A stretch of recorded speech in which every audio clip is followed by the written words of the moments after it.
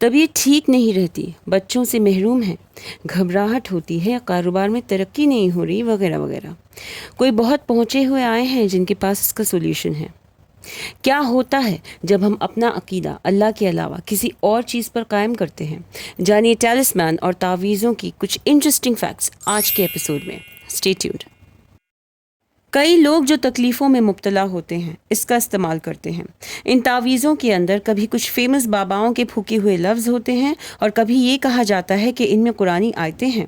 یہ کبھی موتیوں اور ہڈیوں سے بنتے ہیں اور اکثر ایسے کالے کپڑوں میں سلے ہوئے ہوتے ہیں۔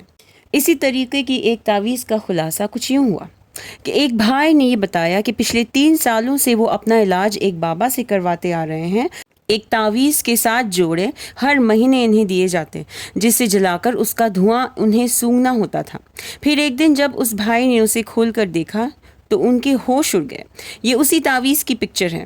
اس میں اوپر کی طرف کچھ نمبرز دیے گئے ہیں جنہیں ایکسپرٹس یہ کہتے ہیں کہ یہ نمبرز جنوں کے ناموں سے جڑے ہوئے ہوتے ہیں، اور نیچے فرعون، قارون، نمرود اور ابلیس جیسے شیطانوں کے نام سے مدد طلب کی گئی ہے۔ ایک اور تعویذ یہ ہے جس میں موت اور طلاق کا ذکر ہے۔ اس کے ساتھ ہی اس میں عفریت کے نام کا بھی ذکر ہے جو ایک قسم کے جن کا نام ہے۔ بتایا جاتا ہے کہ یہ تعویذ کسی کے بھائی کی وائف کو دیا گیا تھا کچھ اور بتا کر، اور اس نے جب اسے کھولا تو یہ پایا۔ ٹیلسمانوں کا استعمال زیادہ تر لوگ اپنے گھروں اور کاروباروں میں برکت لانے کے لیے کرتے ہیں اور کبھی بلا اور مصیبتوں کو دور کرنے کے لیے کرتے ہیں۔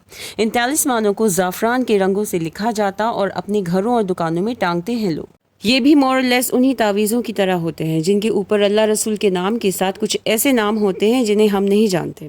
ان کے علاوہ ان کے نام کے ساتھ ان کے کوڈ نمبرز بھی دیے گئے ہوتے ہیں۔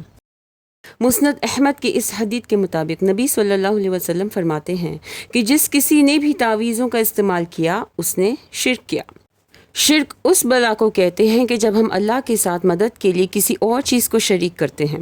جب اللہ تعالیٰ نے جبریل علیہ السلام کو نبی صلی اللہ علیہ وسلم کے پاس قرآن کی آیتوں کے ساتھ پہلی بار بھیجا تو جبریل علیہ السلام نے آپ صلی اللہ علیہ وسلم سے کہا اقرا، یعنی پڑھیے۔ اللہ تعالیٰ نے قرآن انسانوں کے پڑھنے اور سمجھنے کے لیے دنیا میں بھیجا تاکہ ہم نصیحت پائے اور نیک اعمال کریں۔ اگر تعویذ پہننا جس میں قرآن کی آیتیں ہیں اتنا ہی ضروری ہوتا تو جب نبی صلی اللہ علیہ وسلم کے اوپر یہودیوں نے جادو کر کے انہیں بیمار کر دیا تھا، ان تعویذوں کا استعمال سب سے پہلے آپ صلی اللہ علیہ وسلم کرتے، لیکن نہ آپ صلی اللہ علیہ وسلم اور نہ آپ کے بعد کوئی بھی صحابہ نے تعویذ یا ٹیلسمان کا استعمال نہیں کیا۔ ان چیزوں پر ایمان رکھ کر انہیں پہن کر یا استعمال کر کے ہم اللہ سے زیادہ ان پر ایمان رکھتے ہیں کہ جو چیز ہمیں قدر سے نہیں پوری ہوئی وہ ان سے پوری ہوگی یا ٹھیک ہو جائے گی، استغفر اللہ۔